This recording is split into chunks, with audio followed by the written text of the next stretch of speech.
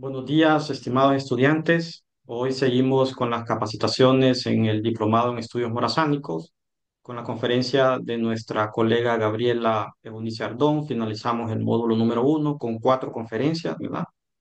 La presento. Un gusto para mí presentar a mi colega y compañera de trabajo, la copaneca, ¿verdad? Gabriela Eunice Ardón. Ella es licenciada en Historia por la Universidad Nacional Autónoma de Honduras. Tiene un posgrado en Historia Social y Cultural. Es docente universitario de la Universidad Nacional Autónoma de Honduras y actualmente es la encargada del departamento o el área de la investigación histórica de la Dirección de Historia y Patrimonio de la Secretaría de Educación. Ha escrito varios libros, artículos, ¿verdad? Y su temática o su línea de investigación está relacionada con la historia de las mujeres, especialmente en el área de la educación, ¿verdad? Y el movimiento obrero hondureño eh, del siglo XX, ¿verdad? Eunice es nuestra compañera también de trabajo, como les dije, ¿verdad? Y ella nos va a estar compartiendo un poco sobre la historia de doña María Josefa, la esposa de Francisco Morazán. Compañera, un gusto, gracias por aceptar la invitación, ¿verdad? Un privilegio tenerte aquí entre nosotros. Muy bien, buenos días. ¿Se me escucha bien? Sí, Muy bien, gracias. Este es un placer para mí estar participando con ustedes, hablando un poco acerca del papel de María José Falastiri y relacionándolo con el tema de la Federación Centroamericana y con el legado también de Francisco Morazán. Entonces, voy a compartir una presentación con ustedes. La presentación de hoy va a ser algo cortita también para que descansemos el día de hoy. Yo sé que las semanas de trabajo son pesadas, así que tenemos que descansar. Y bueno, es importante que hablemos del papel de la mujer y que hablemos en este caso de María José Palastiri. Yo sé que todas y todos los presentes, los docentes de este país, y pues reconocemos la importancia tanto de las mujeres en general y de algunas que también jugaron un papel más importante en la historia de nuestro país, como es el caso de quien vamos a estar hablando este día, en el día de hoy, y también hacer referencia, ya para finalizar, como una reflexión para que nosotros mismos y nosotras mismas rescatemos la historia local, donde también tenemos muchas mujeres que participaron de diferentes maneras, maestras que tuvimos en nuestras comunidades desde finales del siglo XIX, principios del siglo XX, que también vale la pena rescatar de la historia. Y bueno, entonces estamos en el primer módulo, finalizando el primer módulo, y vamos a desarrollar entonces un poco quién era María José Falastiri, decirles que hay muy poca información escrita acerca de ella, es muy poco lo que se ha escrito, y también se necesitan hacer trabajos de investigación más fuertes acerca de María José Falastiri, porque las fuentes que nosotros podemos encontrar son bastante pocas. Históricamente, la mujer ha sido relegada de la historia, al igual que otros de los grupos a los que nosotros llamamos subalternos, como son las mujeres, los indígenas, los mestizos, entre otros. Entonces, nosotros debemos, y ya para finales del siglo XX, se da ese interés, una reforma en la historiografía que busca hablar de estos grupos. ¿Por qué? Porque la historia oficialmente se ha centrado en la historia política, en aquellos grandes personajes, en los personajes políticos de gran importancia. Entonces, a lo largo de todos, desde finales del siglo XIX, principios del siglo XX hasta la actualidad, tenemos la figura de Francisco Morazán como un líder político, como un líder militar, como un estratega, pero vemos también que han habido mujeres muy importantes y que nosotros no las hemos conocido por la manera en que se ha llevado la escritura de la historia. Y por eso es que es importante ese desarrollo historiográfico de finales del siglo XX, del que les estoy comentando, con el desarrollo de la historia de la mujer. Sí se ha escrito desde principios del siglo XX sobre la mujer, pero ya de una manera más crítica y con más importancia se ha estado desarrollando entonces la historia de la mujer. ¿Y qué incluye la historia de la mujer? Tenemos ahí que eso incluye el papel de las mujeres en la historia y examina entonces cómo hemos vivido y cómo nos hemos desarrollado nosotras en la sociedad, a qué nos hemos dedicado, cuáles han sido nuestras labores, cómo se nos ha visto en la sociedad, qué lugar se nos ha otorgado. También la historia de la mujer se refiere mucho a las biografías de las mujeres, también a las luchas sociales de las mujeres como para conseguir nuestros derechos civiles y políticos, entre otros temas. Ya en la actualidad, por ejemplo, nosotros estamos observando gran importancia que se la ha dado al estudio de las mujeres intelectuales, lo que han escrito las mujeres, lo que han desarrollado, lo que han publicado, sus libros, sus escritos, sus poemas y muchas otras cosas más. Y también tenemos la perspectiva de la historia de género, que esto en cambio profundiza en otros aspectos. Son, bueno, la historia de la mujer y la historia de género observan diferentes elementos, pero también están relacionados entre sí. Y cuando nosotros hablamos de la historia de género, estamos desarrollando el tema de las relaciones de poder.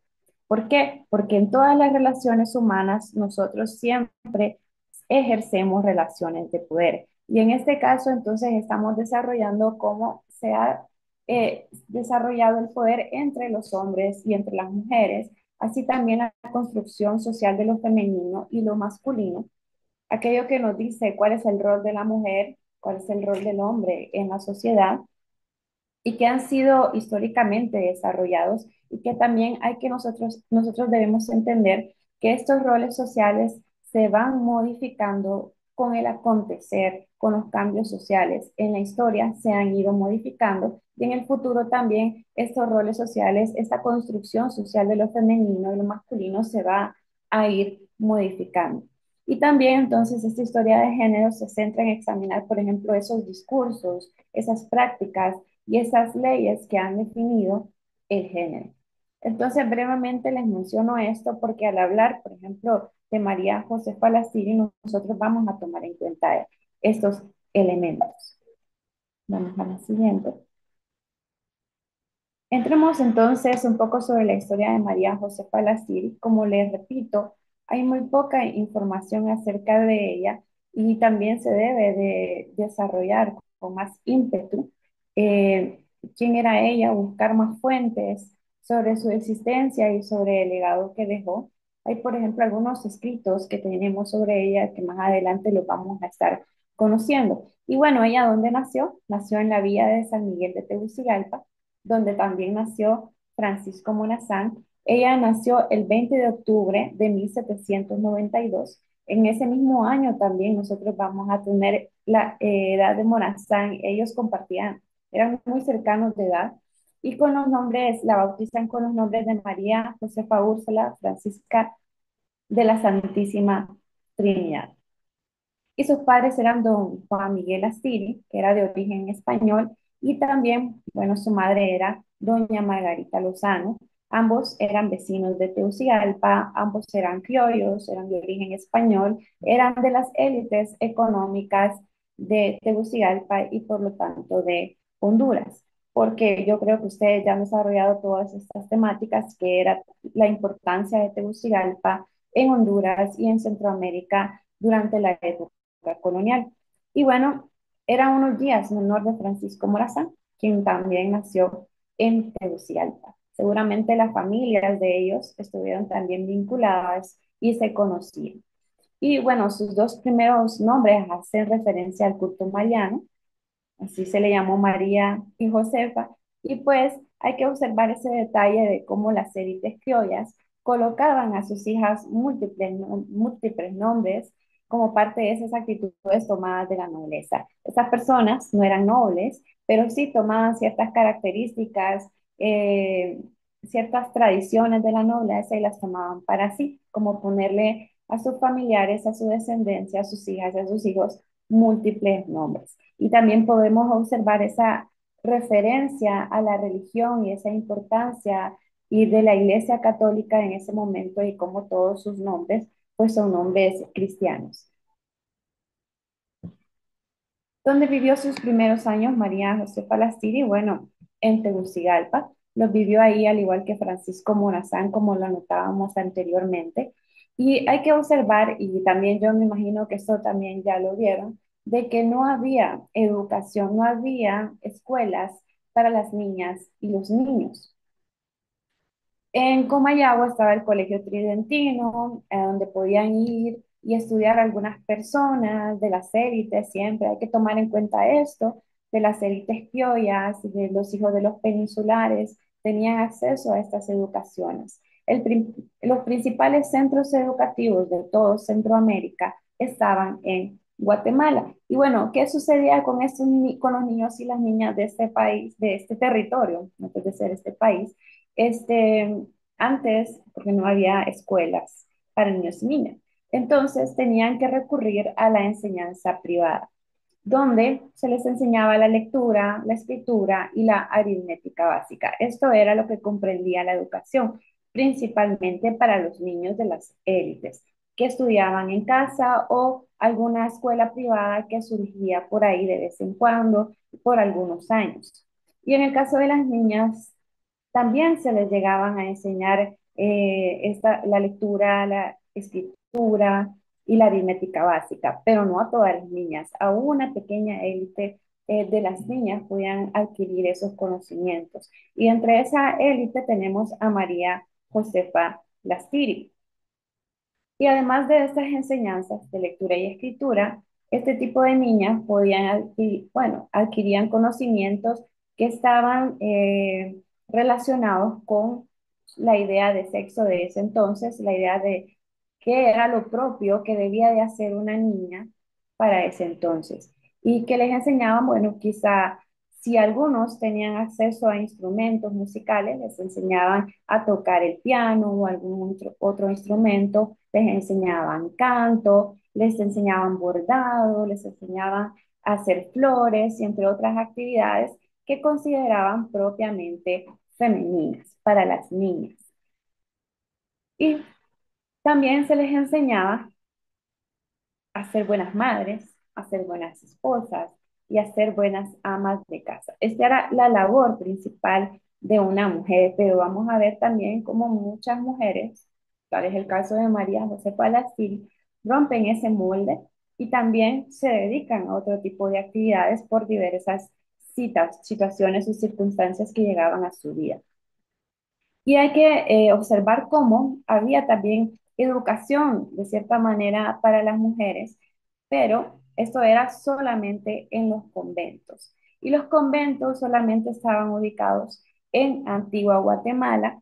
Y, por ejemplo, el primero de ellos, del que se tiene conocimiento, es el de Santo Domingo y que fue fundado en el año de 1538. Y a estas mujeres, pues se les enseñaba todo lo de la fe católica, eran lugares de clausura donde ellas vivían encerradas, no podían salir, pero al mismo tiempo eran espacios, los únicos espacios donde ellas podían desarrollar una educación, las mujeres más profunda y también dedicarse a otros tipos de artes, a cantar, aprendían el canto, aprendían también a tocar otros instrumentos, entre otras actividades. Y hay que conocer también que las que llegaban a estos conventos eran también las élites criollas. Y tenemos un ejemplo muy grande de de Sor Juana Inés de la Cruz en México, por ejemplo, que es una de las más destacadas poetas de estos tiempos de la historia del virreinato de Nueva España, que ella desarrolló actitudes artísticas. Y así en Centroamérica también tenemos el caso de Sor Juana de Maldonado, que en Guatemala también aprendió y se destacó como una poeta. Entonces vemos que hay algunos casos, y pocos casos que las mujeres podían acceder a la educación. No es el caso de las mujeres mestizas, de las mujeres indígenas, como vamos a observar.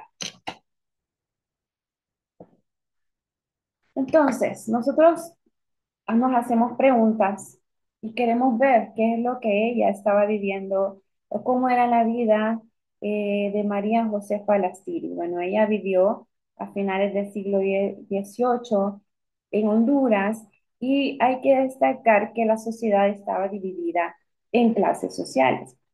Primero, entonces, si ustedes recuerdan, especialmente los profesores de ciencias sociales, arriba de la pirámide social de la época colonial, nosotros tenemos a los peninsulares, que son esos españoles que vienen a vivir a América y ocupan los cargos políticos. Después nosotros tenemos a los criollos, que son los, los españoles nacidos en América. Y después nosotros tenemos a los mestizos, a los indígenas, a los mulatos y a los esclavos. Entonces, cada uno de estos grupos tenía una labor diferente y también hay una construcción diferente de la labor que puede desarrollar cada uno de estos grupos. Y es el caso de las mujeres.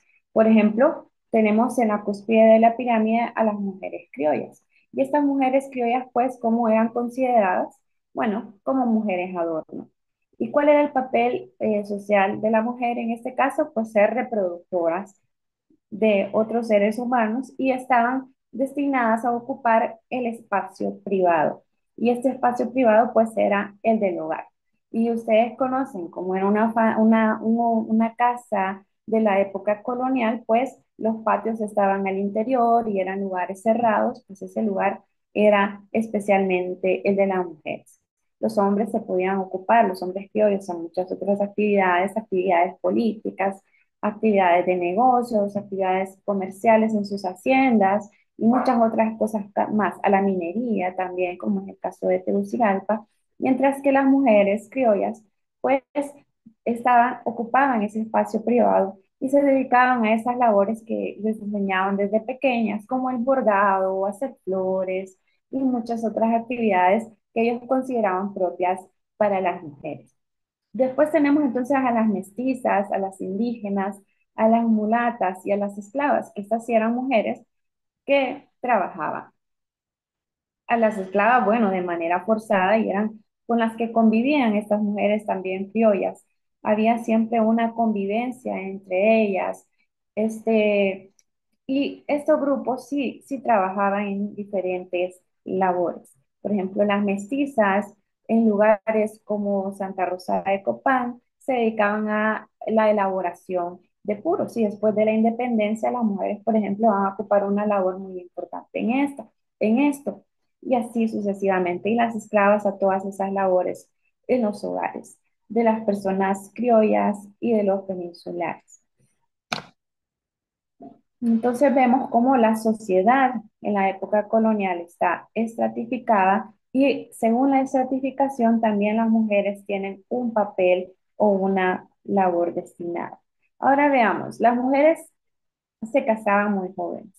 Recordemos a nuestras abuelas, recordemos a nuestras bisabuelas, como muchas de nuestras abuelas nos cuentan que ellas se casaron o las casaron o se las robaron cuando ellas tenían 14, 15, 16 años. Entonces, ya en la actualidad, eso, bueno, ya se puede considerar o ya se considera un delito, entonces ya nos casamos con edades más tardías. Pero en estos contextos, las niñas se casaban muy jóvenes y casi siempre con hombres un poco mayores que rondaban desde los 20 hasta los 30 años, cuando ellas tenían desde los 14 a los 18 años. Y bueno, así va a ser la situación de María Josefa Lastiri con su primer matrimonio. Ella se casa en 1808, cuando ella tenía ahí como 16 años y contrae matrimonio con una persona muy rica de la región y él era el terrateniente don Esteban Travieso y Rivera Zelaya. Él también va a tener cierta influencia política durante el periodo de la independencia en Honduras y lo vamos a encontrar incluso su nombre cerca de algunos documentos donde también se menciona el nombre de Francisco Morazán. Y bueno, él era terrateniente y tenía sus haciendas en Comayagua. Entonces, casados, ellos se casan y se van a establecer a Comayagua. Ahí les pongo una imagen ilustrativa de una hacienda, más o menos así eran las haciendas coloniales. Habían muchas personas trabajando, habían, bueno, y de las haciendas muchas veces surgieron las ciudades o los poblados que nosotros actualmente tenemos. Empezaron siendo haciendas que pues llegaban muchas personas para trabajar, entre ellos los mestizos. Y también pues llevaban el repartimiento a indígenas para que trabajaran la tierra y se ocuparan de las diferentes labores. Entonces ellos se van a vivir a Comayagua y ahí están durante mucho tiempo, durante diferentes años, y nacen sus hijos. De este primer matrimonio de María Josefa Lastiri con don Esteban Travieso de Rivera Celaya nacen Ramona, Paulina, Tomasa y Esteban Travieso Lastiri. Tenemos entonces cuatro hijos de este primer matrimonio. Y entonces ella enviuda siempre estando bastante joven.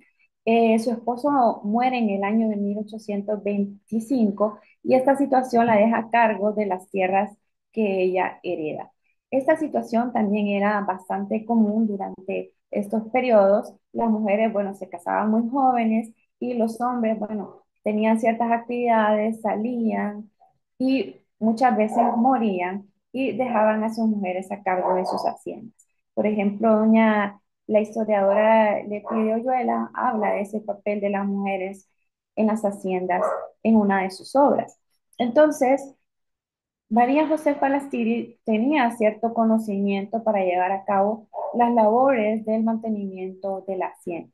Ya vimos anteriormente que siendo ella una mujer de la élite criolla, pues sí tuvo cierto acceso a la educación y esto pues les permitía a muchas de ellas, a muchas de estas mujeres criollas o muchas de estas mujeres hijas de españoles, pues dedicarse y trabajar en sus haciendas, trabajar también, muchas heredaron minas también. Y en el caso de Copán, de Santa Rosa de Copán, tenemos también mujeres que eran cosecheras, que se dedicaban al negocio de la producción del tabaco. Y bueno, el 30 de diciembre de 1825, se casa nuevamente en la Catedral de Comayagua con Francisco Morazán Quesada, cuando este ya estaba ocupando un papel bastante importante en la política como secretario general del jefe de Estado de don Dionisio de Herrera. Para esa edad, ella ya contaba con 33 años. Este, entonces ya la vemos con una edad ya un poco más avanzada para ese tiempo y se casan y ellos comparten la misma edad, que es eso también bastante curioso. Y de este matrimonio nace la única hija que va a tener Francisco Morazán con María José Palastiri y ella se llama Adela Morazán. Aquí tenemos uno de los retratos que se han encontrado de Adela Morazán. Si ustedes se fijan en ella, tiene rasgos muy parecidos a los que son característicos de Francisco Morazán que nosotros encontramos en tantos retratos. Entonces también era una mujer muy hermosa, muy guapa, como nosotros la podemos observar en esta imagen. Y Adela Morazán, ella en El Salvador, porque ellos después de la muerte de Morazán se ubican en El Salvador, ahí se casa con el licenciado Cruz Ulloa, y con quien tuvieron sus hijos, Josefina, Francisco, Esteban y Mercedes. Entonces tenemos mucha descendencia de Francisco Morazán en El Salvador y mucha que también es desconocida. Entonces nosotros tenemos que conocer que cuando ellos se casan, ya el general Morazán ya se destacaba por sus ideas liberales, el interés de transformar la realidad centroamericana que estaba caracterizada por el atraso heredado desde la época colonial. Y hay un texto también bastante interesante que es uno de los pocos escritos que se han hecho en Honduras sobre María Josefa Lastiri y está elaborado por la escritora Elvia Castañeda de Machado. Y este fue publicado en el año de 1991 y se titula Las batallas del amor. Y bueno, les voy a leer este párrafo en el que ella menciona lo siguiente. María Josefa Lastiri puso a la orden del general Morazán, sin ninguna reserva, todos sus bienes materiales para suplir las necesidades inherentes a la salvación de Centroamérica. María Josefa Lastiri es la heroína que libró la batalla del amor, teniendo como trinchera las circunstancias, el alma y el cuerpo del hombre en su vida, aguijoneado por un ideal que ella fortaleció con dulzura. Bueno, Castañeda de Machado no era historiadora, ella era más una poeta y entonces se nota en esas palabras, es más literatura que historia, pero vemos cómo se reconoce en María José Falastiri desde la literatura también, cómo ella participa en la libertad de Centroamérica y en levantar a Centroamérica de ese atraso de la época colonial con estos ideales que eran compartidos con el general Francisco Morazán. Y bueno, ¿qué pasa con María Josefa Lastiri durante la época de la Federación? Fue una época bastante conflictiva, como lo van a ir viendo a lo largo de todo el diplomado.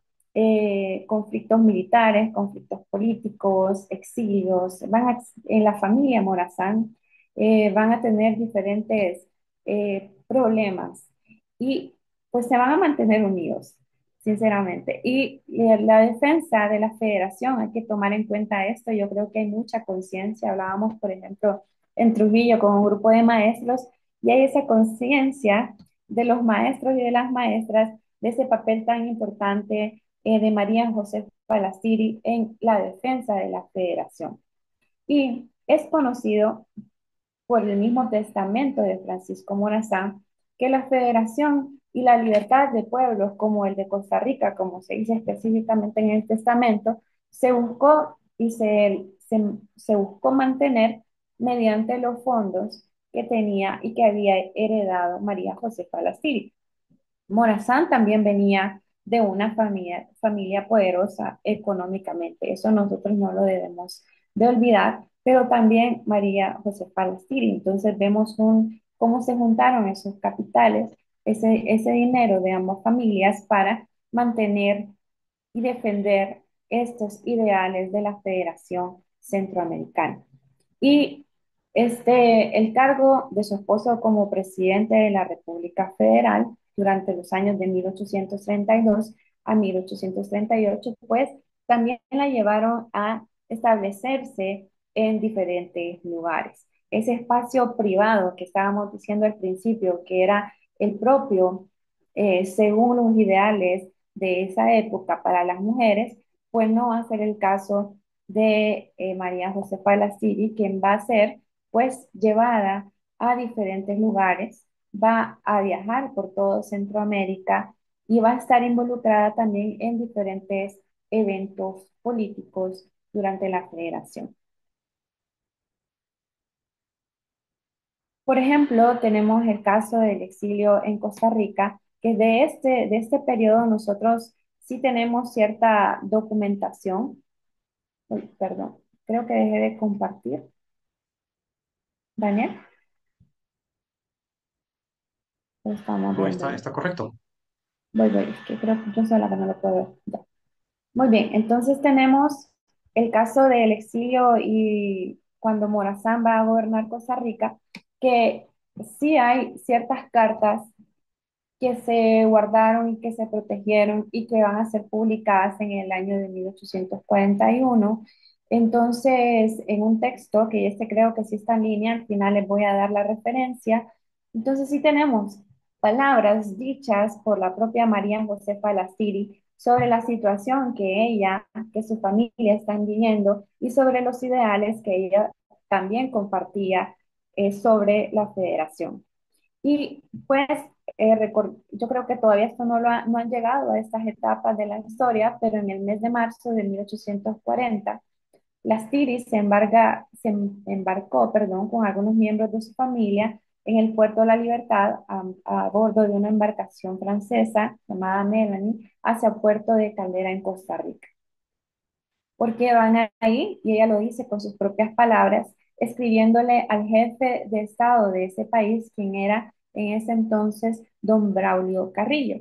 Y les leo textualmente. El temor a la revolución de los estados de Honduras y El Salvador me han obligado a abandonar mi país y mucha parte de mi desgraciada familia para buscar en cualquier otro punto un lugar en donde vivir pacífica con el resto de aquella que he podido traer conmigo.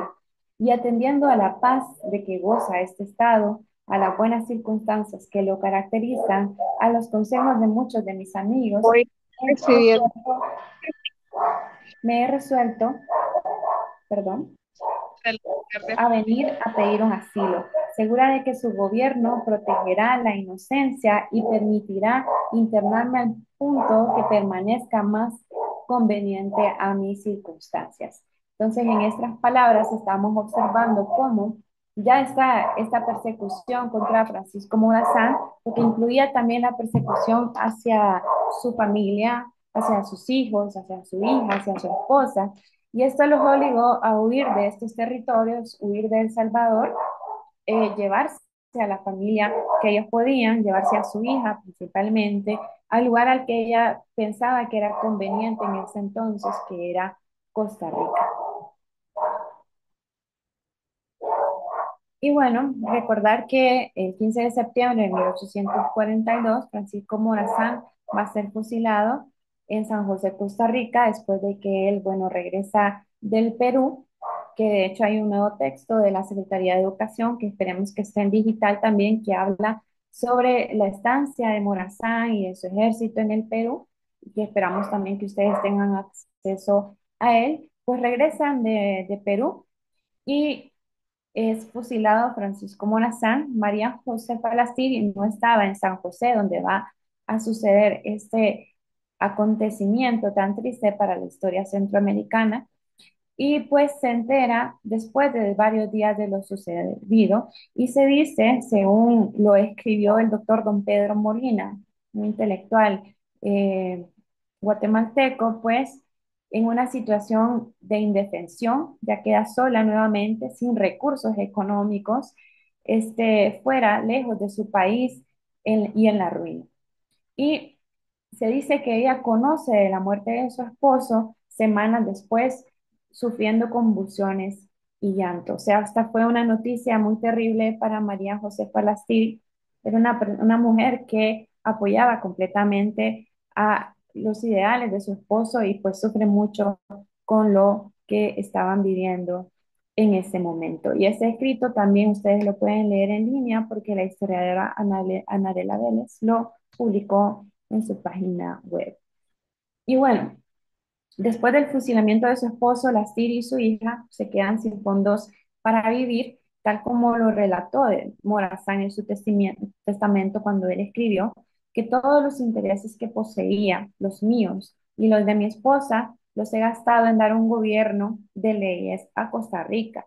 Y bueno, la inversión hecha tanto por Lastiri como por Morazán no fue solamente en este caso para Costa Rica, sino que fue para liberar a toda Centroamérica.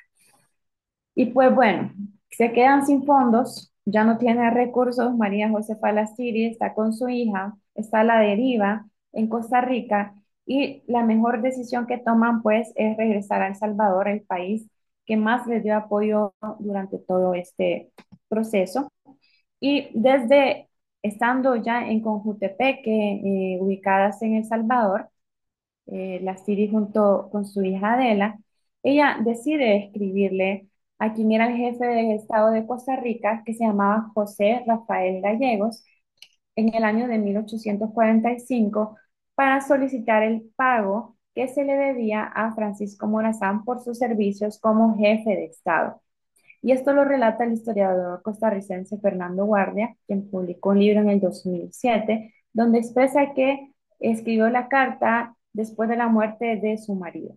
Y en ella le dice lo siguiente: Diría que la actual prosperidad, la libertad ilimitada de que gozan esos pueblos y los altos destinos que en un porvenir quizás no lejano les aguardan, han sido comprados con la sangre de su libertador y compatriota generoso. Entonces, no se le había dado el dinero por la labor realizada como jefe de Estado de Francisco Morazán en Costa Rica. Entonces, ella, en una situación también bastante complicada económicamente, hace esta solicitud, la cual se dice que nunca se le cumplió. ¿qué va a suceder después? Es una historia bastante trágica, si ustedes se fijan. Ella muere a los años, varios años después de que es fusilado Francisco Morazán. Ella fallece en El Salvador el 15 de agosto del año de 1846, en ese país que le va a dar asilo junto a su hija y junto a el resto de su familia. Y pues los restos del general Morazán fueron llevados en el año de 1849 de Costa Rica a El Salvador.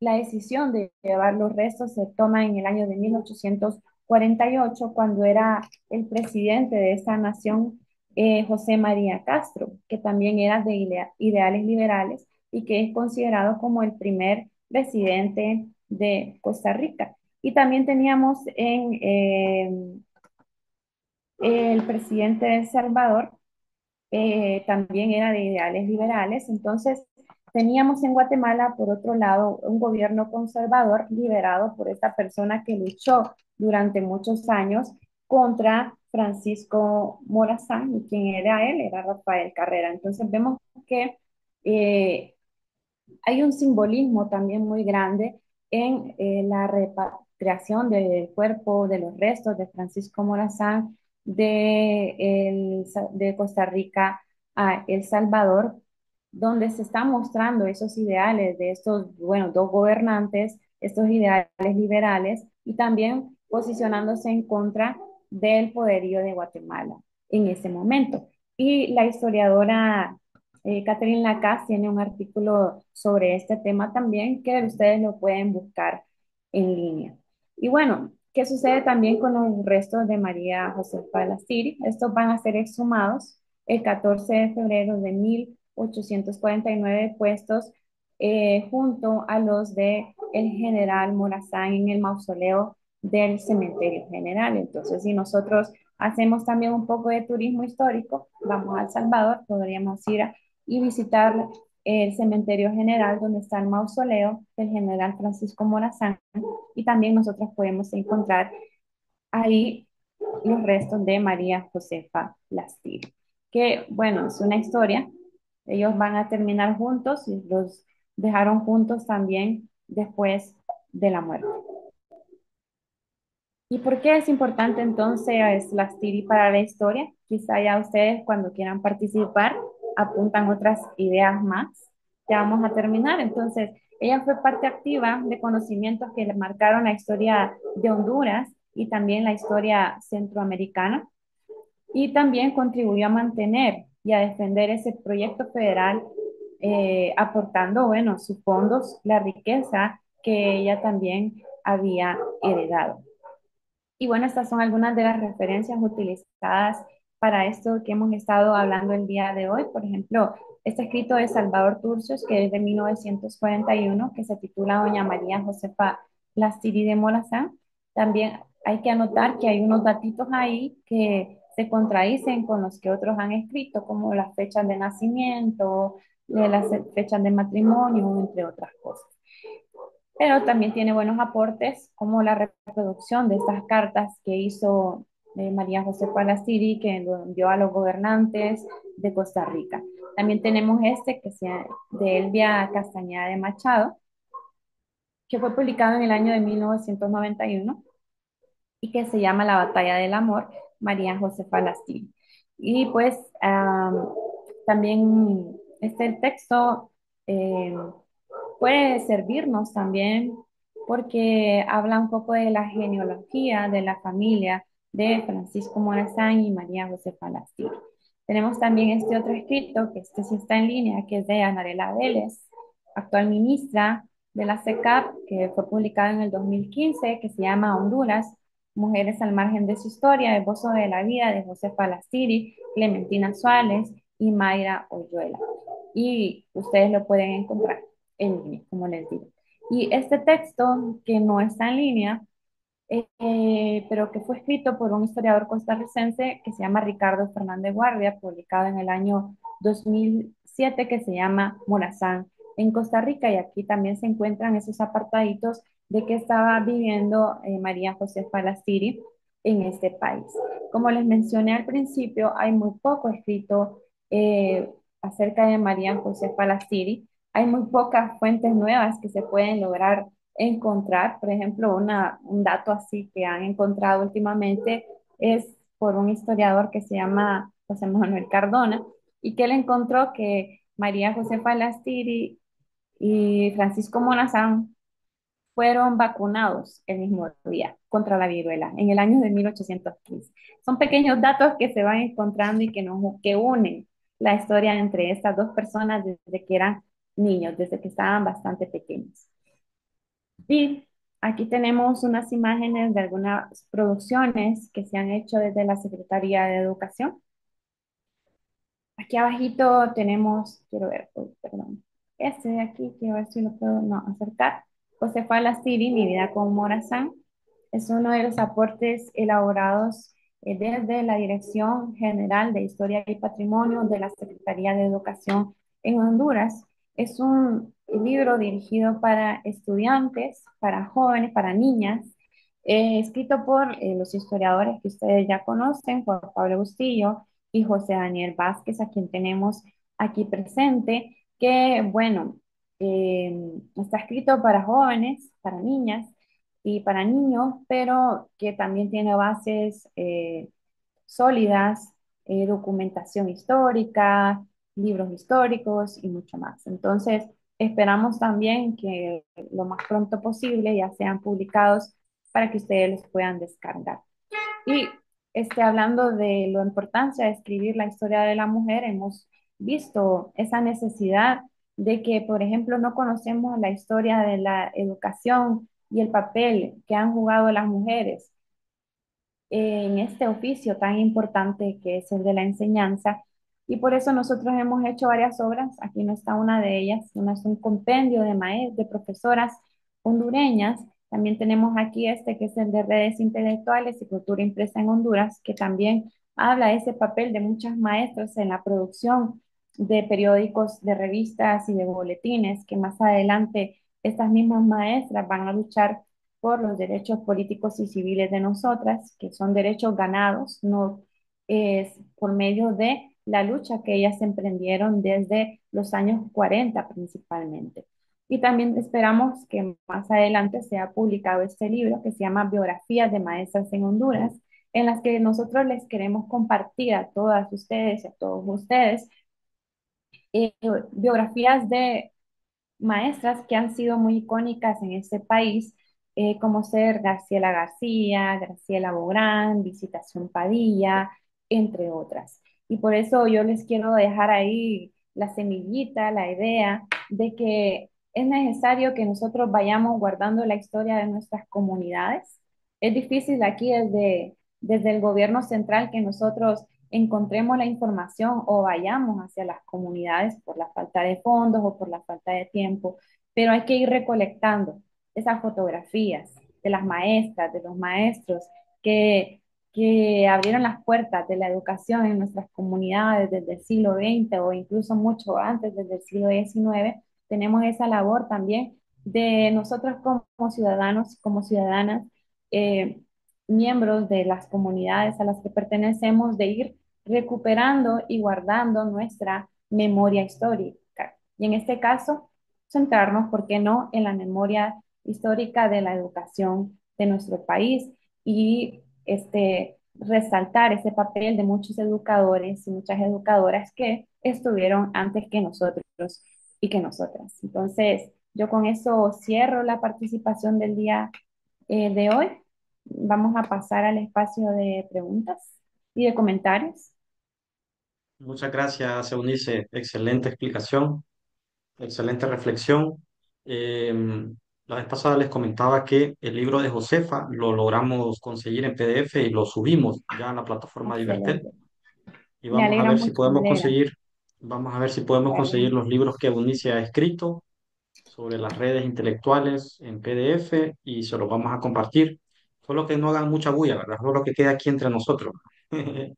Bueno, si alguien tiene alguna pregunta, algún comentario, levanten la mano y yo le transfiero o hace usted directamente la pregunta directamente a nuestra compañera Eunice sobre la historia de Doña Josefa.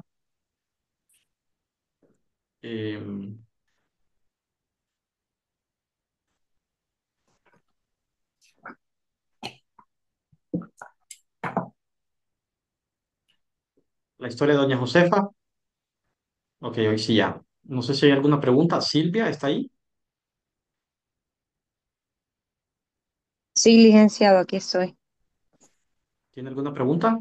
¿O es que dejó la mano levantada?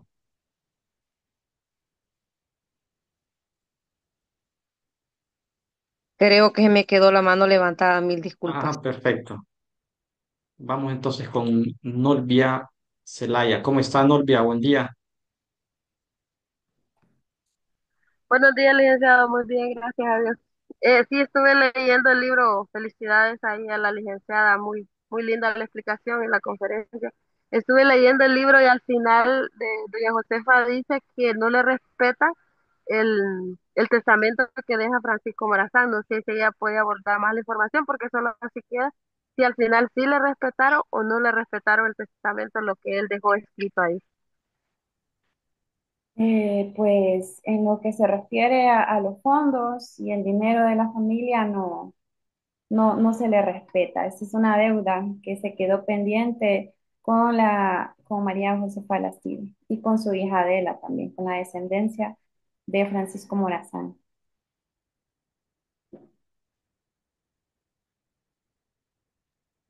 Muchísimas gracias, licenciada. Solo esa era la duda. Sí, está bien, gracias. Vamos con Granly. O'Neill Perdomo. Sí, buenos días. Un gusto Buenos días, saludarle. estimado. Quiero hacerle una consulta. ¿Es verdad que el primer esposo de doña Josefa Lastiri era de origen salvadoreño? Y otra es de dónde se ubicaban las haciendas que había. Muchas gracias. Pues realmente él estaba ubicado, eran de Tegucigalpa, eran de Honduras, y estaba ubicado las haciendas en la región de Comayagua. Eh, Ahorita se me olvida el nombre de la hacienda, Daniel, no sé si la recuerda. Este, la zona donde están las haciendas, pues es desconocida también, pero se dice que ellas eran amplias, eran gigantes, eran unas haciendas inmensas que estaban ubicadas ahí por donde está actualmente el aeropuerto, en toda esa región. Y entonces, si se fijan, hay bastante cercanía con Tegucigalpa para la comunicación y recordar que, pues, siendo él de las élites criollas de Honduras, pues también ocupaban cargos políticos importantes. En este caso, pues viajaban hasta Tegucigalpa también, tanto por sus labores económicas y políticas y legales y por muchos otros tipos de aspectos. Entonces, no, ellos eran de aquí, de Honduras. Sí, gracias. Incluso don Esteban Travieso fue el albacea de uno de los hombres más ricos de Honduras en el siglo XVIII, ¿verdad? Como fue el señor Mártir de Celaya, un minero de muchísimo prestigio. Si alguien quiere indagar un poquito sobre ese minero, hay un trabajo que hizo el historiador Oscar Celaya, se lo puedo compartir en PDF también, o les puedo mandar el código QR para que ustedes lo descarguen. Hay una relación directa entre este minero y el señor Esteban Travieso. Sí, las familias Silvia, poderosas siempre han ajá, estado, siempre hay redes de poder ahí. Entonces, estas familias tenían tanto relaciones económicas, relaciones políticas, relaciones familiares, y una manera de mantener el poder de estas familias, el poder económico, político, religioso, era por medio de los matrimonios. No es que una mujer, si era una mujer de una familia poderosa, pues se buscaba que se casara con un hombre también de una familia poderosa, del mismo nivel económico, con una riqueza Oh, parecida. gracias, Unice. Sonia, Buenos días, Josué, gracias. Yo pienso que hay una gran deuda histórica con María José Falastiri. Hay mucho por hacer para darle el lugar que se merece en la historia de nuestro país. Creo que con la noticia reciente de se va a implementar la cátedra morazánica, que en las aulas de clase se va a hablar de Morazán. eh, Ahí va a estar María Josefa y creo que ninguna docente, ninguna profesora debe negarse a tan exquisita historia y gran aporte que le da en la dignificación de la mujer. Gracias. Así es. Muchas gracias, maestra. Usted tiene mucha razón y ahora pues tienen esta herramienta que la pueden estar utilizando con sus estudiantes, este libro de texto que esperamos que les sea de mucho apoyo en sus aulas de clase. Francisca Ramos, Sí, buenos días. buenos Muchas días. felicidades y gracias a la licenciada Gabriela Eunice Ardón por la conferencia que ha estado muy interesante. Mi pregunta es, ¿pudo haber sido criticado Francisco Morazán por la sociedad o la élite criolla de ese momento por haberse casado con una mujer que ya había tenido hijos? No, no era ningún problema. Ujú. No había ningún problema en esto y tal como lo hemos estado desarrollando, las mujeres se casaban muy jóvenes. Entonces, muchas quedaban viudas estando todavía muy jóvenes y más que todo era una mujer con bastante poder, con bastante riqueza.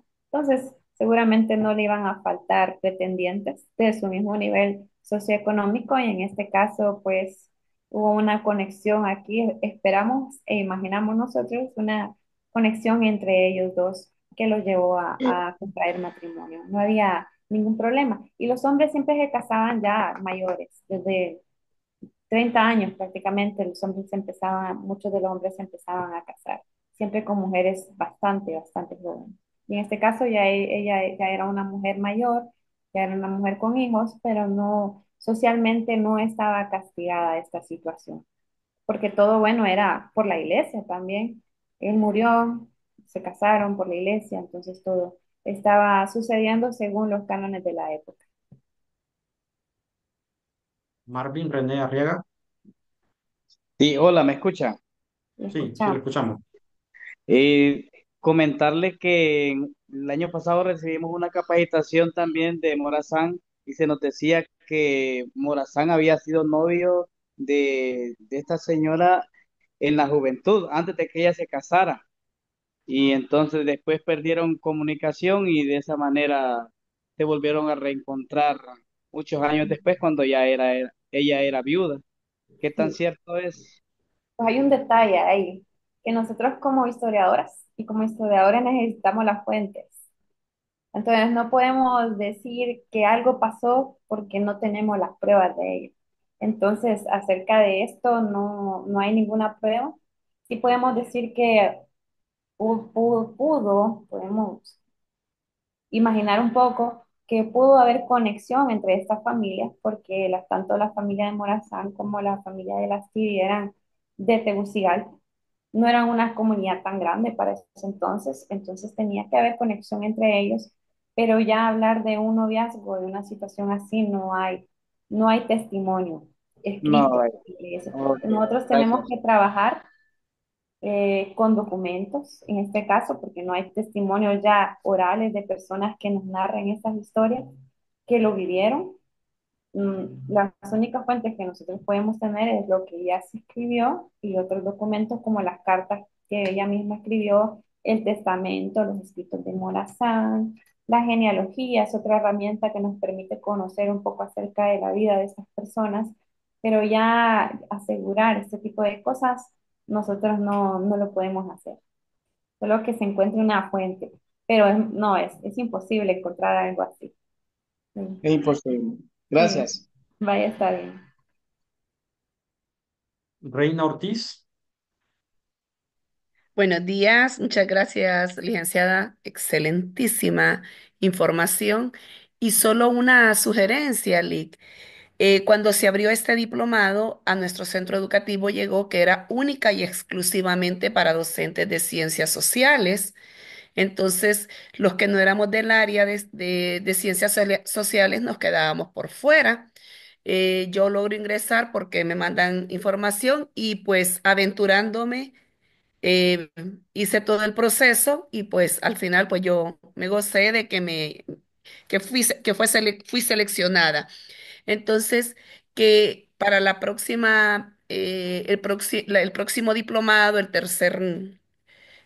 la tercera propuesta, se haga en general y que no exista ese inconveniente porque muchos no se matriculan y nos estamos perdiendo de información tan maravillosa que no conocemos de nuestros héroes, de los héroes de nuestro país.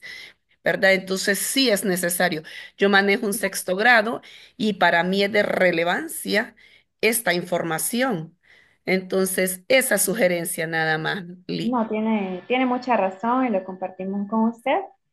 Quizás fue que se le dio desde la Secretaría en estas dos ocasiones, tal vez privilegiando a los de ciencias sociales, pero estamos de acuerdo con ustedes que hay que llevarlo a todos los docentes de nuestro país. Estamos de acuerdo. No sé si Daniel quiere agregar algo ahí Sí, sobre eso.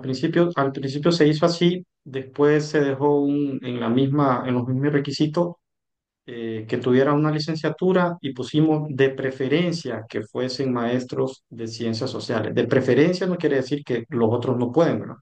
Eh, o sea, lo dejamos bien amplio ahí. Yo lo que veo es que no hubo una comunicación por parte de las autoridades, pero eso estaba bien claro desde un principio, ¿verdad?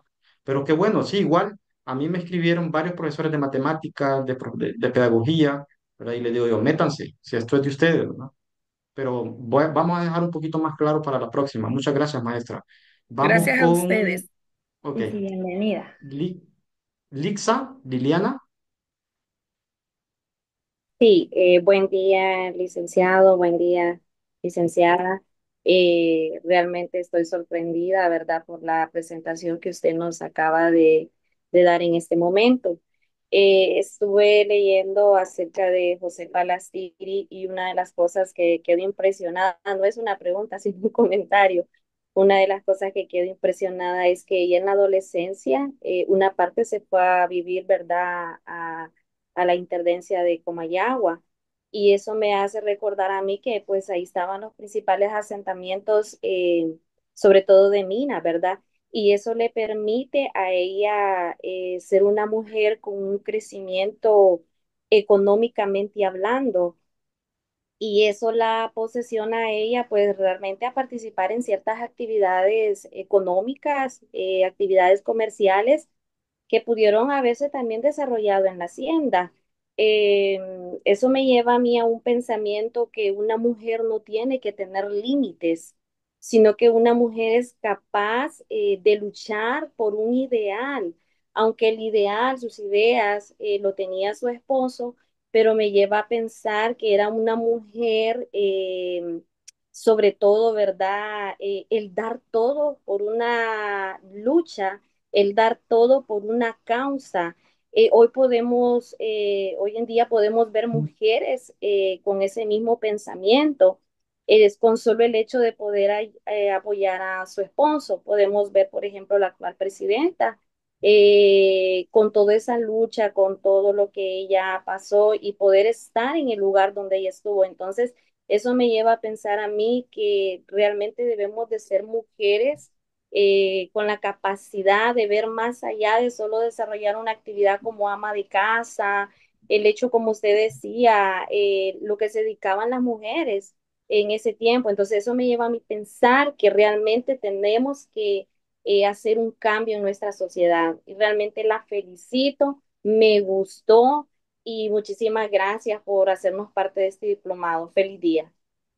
Gracias, Lisa. Gracias por sus comentarios. Sí, por eso queremos llevarles más textos sobre mujeres, sobre maestras, y que ustedes los lean y los compartan con sus estudiantes, con sus familiares, con las comunidades.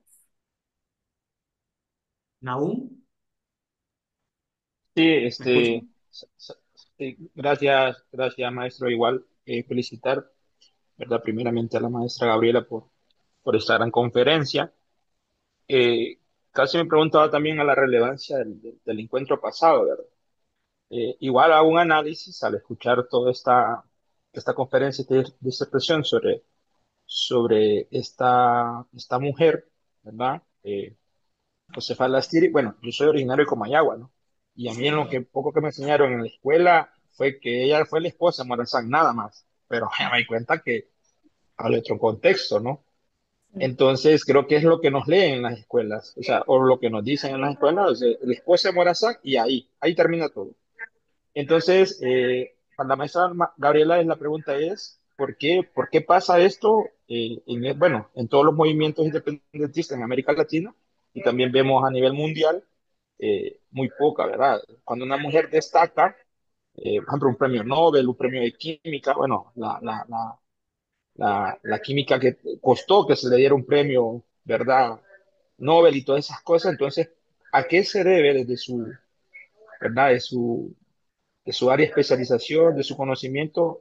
¿Por qué no se escriben este tipo o de libros o de contextos de la mujer luchadora, de la mujer que está al frente, ¿verdad? Porque ahora ya vemos que detrás de los ideales de Morazán también había una mujer que lo apoyaba, que imagínense toda su fortuna, pues ponerla a esta lucha, ¿no? A esta causa. Entonces, ¿por qué no se habla mucho de esto en nuestros libros de historia o en nuestras asignaturas cuando cursamos el kinder, la escuela, el colegio? Y bueno, ahí vamos a la universidad y no nos hablan sobre este tipo de temáticas. Gracias.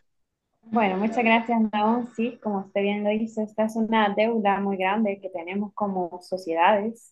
No solo la sociedad hondureña tiene esta deuda con las mujeres, sino que en realidad casi todos los países la tenemos.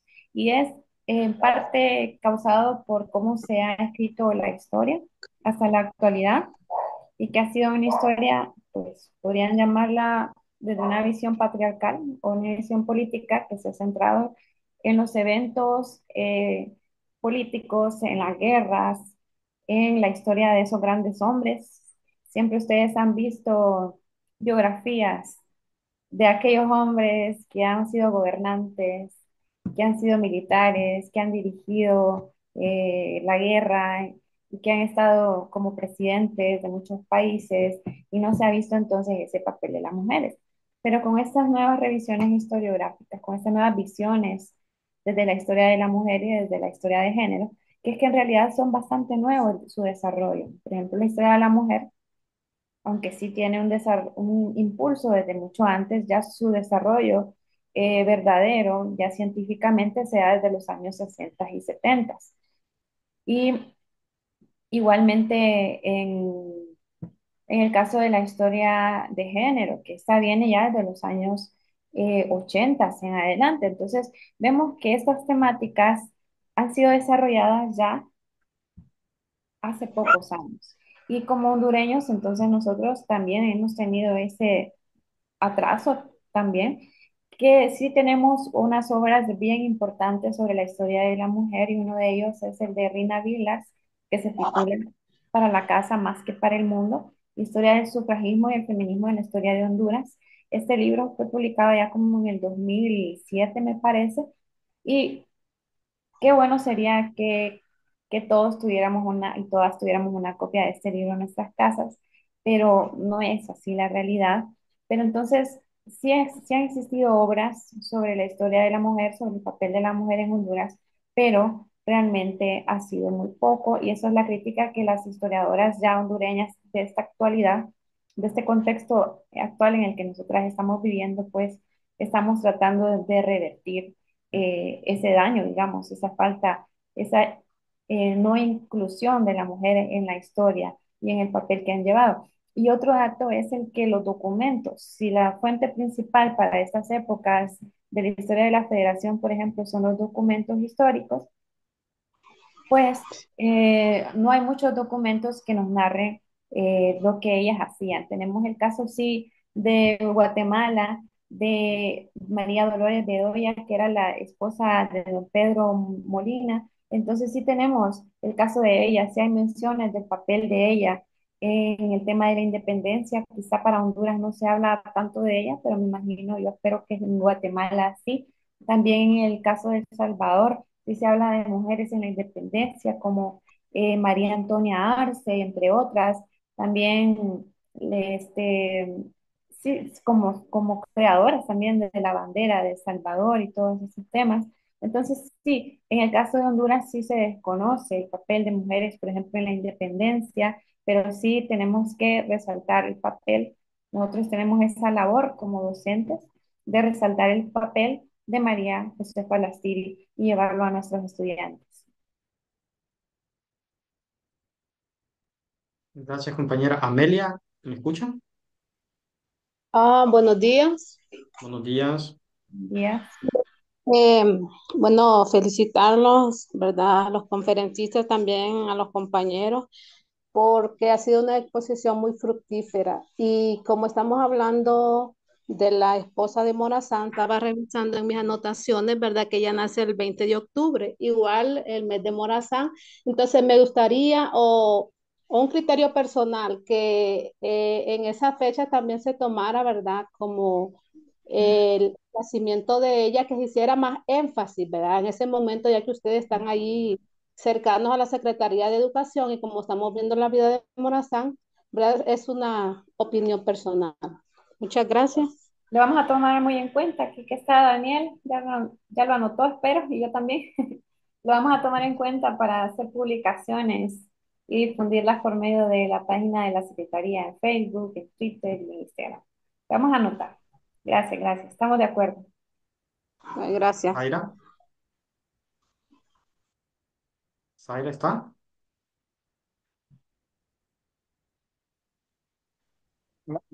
Maestro Daniel, por alusión, ¿cómo es que se llamaba el libro, maestra Gabriela, el que Eh, nos dijo?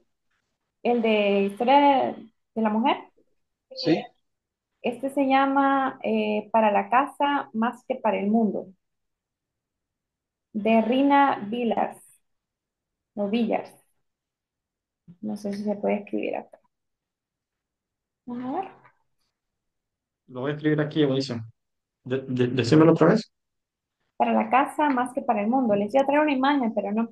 También la historiadora Leticia de Oyuela ha escrito también un libro que se llama, ¿cómo que se llama este libro? Mujer, Familia y Sociedad. También es otro aporte sobre la historia de las mujeres. Y creo que, bueno, pueden encontrar también ciertos artículos en internet, uno que otro. Realmente es muy poco lo que se ha escrito, realmente, realmente. Hay mucho que se tiene que escribir en la historia de Honduras. Tenemos demasiados temas, por ejemplo, en la historia educativa. Estamos ahí haciendo los esfuerzos necesarios para escribir sobre este tema que es tan importante. De ahí la importancia, Eunice y los docentes que están en este espacio, ¿verdad? La importancia de guardar los archivos históricos. Así es. Si usted es docente, si usted es departamental, si usted es distrital, guarden esos archivos, porque nosotros los historiadores escribimos historias con archivos. Resalten los docentes, y si a algún docente se le entregó algún reconocimiento, todo eso documentenlo, porque esas cosas nos sirven a nosotros para resaltar Así es. a los docentes que En están... muchas, en muchas escuelas iniciaron siendo escuelas de niñas y después ya fueron escuelas mixtas, por ejemplo, y ahí están los libros de matrícula, los libros de notas de exámenes, entonces se mencionan quiénes fueron las maestras y todos esos datos, si ustedes tienen acceso ahí con los secretarios o las secretarias de sus instituciones, impulsen el cuidado de toda esta información que es tan valiosa para reconstruir la historia de nuestro país. Las fotografías, los recuerdos familiares también son tan importantes. Hay que guardar todo, hay que valorar todas esas fuentes que nos pueden ayudar a nosotros a reconstruir ese pasado. ¿Zaira está? Si no, entonces, wow, tenemos bastantes.